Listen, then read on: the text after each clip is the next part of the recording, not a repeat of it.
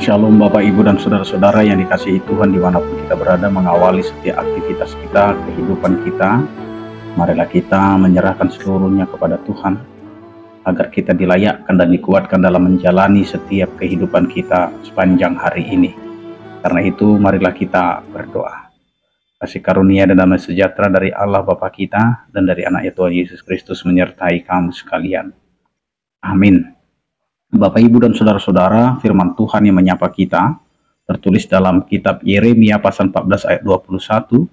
Demikianlah dikatakan, "Janganlah engkau menampik kami oleh karena namamu, dan janganlah engkau menghinakan takhta kemuliaanmu. Ingatlah perjanjianmu dengan kami, janganlah membatalkannya." Demikian firman Tuhan. Bapak Ibu dan Saudara-saudara yang dikasihi Tuhan, janji selalu berhubungan erat dengan pengharapan, di mana harapan menjadi penyemangat yang melahirkan ketekunan dalam kehidupan kita, sehingga pengharapan merupakan modal terbesar dalam kehidupan. Karenanya Bapak Ibu dan Saudara-saudara, apa yang mau diceritakan oleh kitab Yeremia ini, bagaimana Yeremia harus berjuang dengan apa yang sudah Allah tetapkan. Meskipun pintu pengharapan sudah tidak terbuka lagi, tetapi Yeremia memberikan teladan kepada kita bahwa meskipun pengharapan tidak ada, kehidupan untuk berharap harus terus ada. Inilah yang menjadi bagian terbesar yang mau diberitakan melalui firman Tuhan hari ini, di mana Yeremia menyampaikan pesan Tuhan tentang hukuman kepada bangsa atau umat Allah, yaitu atas Yehuda, di mana Tuhan telah memalingkan dirinya dari umatnya, sehingga Tuhan berpesan tidak berkenan sekalipun ada perkabungan, sekalipun ada kesedihan, jeritan, seruan, puasa, dan persembahan korban sekalipun, bahwa Tuhan tidak mau menerima lagi apa yang dilakukan oleh umat Allah. Bahkan Allah juga melarang Yeremia untuk berdoa demi kebaikan umatnya. Bayangkan Bapak Ibu dan Saudara-saudara, jika Tuhan sudah menutup diri atau sudah memalingkan diri dari kehidupan kita, bahkan nabinya pun dilarang untuk berdoa atas umatnya.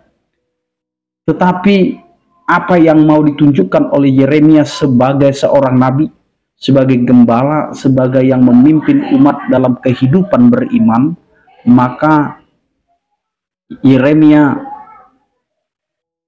tetap melakukan perjuangan yang harus ia lakukan di hadapan Tuhan, di mana di balik hukuman dan di balik penolakan Tuhan atas umatnya, Yeremia tetap memperjuangkan agar Tuhan tetap mengasihi umatnya dan mengampuni dosa-dosa umatnya.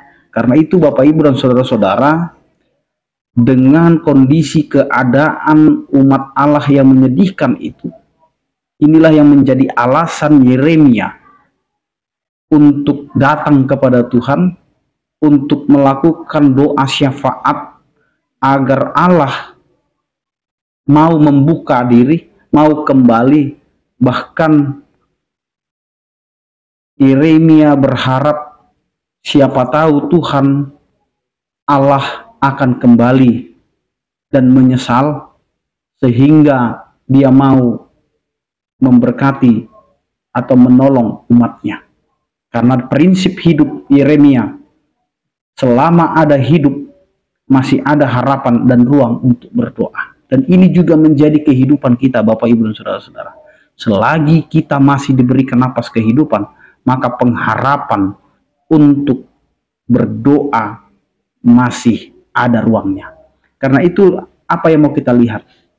Meskipun hidup sudah dinyatakan, ditetapkan oleh Tuhan. Tetapi firman Tuhan hari ini mau mengatakan kepada kita, Tuhan masih bisa mengubah ketetapannya. Di mana di pasal 20 Yeremia memulai dengan pengakuan dosa-dosa, dengan kehidupan kefasikan umat yang telah diturunkan dari nenek moyang mereka mengakui. Maka Yeremia mengatakan, kami telah hidup dalam kefasikan dan kami telah melakukan dosa dan kami layak untuk menerima penderitaan ini karena dosa-dosa. Tetapi di dalam doa syafaatnya, di dalam permohonannya, Yeremia menyanggah murka Allah. Maka di sini dia mau mengatakan, sesungguhnya murka Allah terjadi, tetapi murka Allah tidak lebih besar daripada kasih setia Allah. Maka dia memohon kepada Tuhan agar Tuhan tidak menampik umatnya demi namanya yang kudus. Karena kasih setia Allah lebih besar daripada murkanya, karena perjanjian Allah lebih berkuasa, meskipun Allah harus memberikan hukuman kepada umatnya. Maka disinilah Bapak Ibu dan saudara-saudara, bahwa pernyataan firman Tuhan hari ini mau mengatakan kepada kita, janji berhubungan erat dengan harapan, dan pengharapan itu akan menjadi satu ketekunan, sehingga pengharapan itu menjadi modal besar bagi kita untuk melangkah bersama dengan Tuhan. Amin, kita berdoa.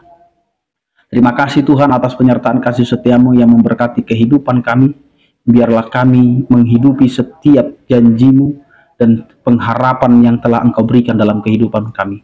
Meskipun kami tidak melihat atau tidak memastikan ada pengharapan, tetapi kami yakin selama kami hidup masih ada ruang untuk berharap dan berdoa, memohon kepadamu. Karena itu Tuhan, ajari kami untuk menghidupi setiap kehidupan kami. Biarlah setiap hidup kami berjalan sesuai dengan kehendak-Mu. Berkatilah setiap orang percaya yang sakit, Engkau berikan kesembuhan, yang berduka Engkau berikan penghiburan, yang bergumul Engkau berikan penyertaan kasih setiamu. Terpujilah Engkau ya Tuhan, di dalam Kristus Yesus kami berdoa. Anugerah Tuhan kita Yesus Kristus, kasih setia daripada Allah Bapa dan persekutuan Roh Kudus itulah yang menyertai kamu sekalian. Amin. Selamat beraktivitas, tetap menjaga kesehatan. Salam sehat dari kami, Tuhan Yesus memberkati. Horas.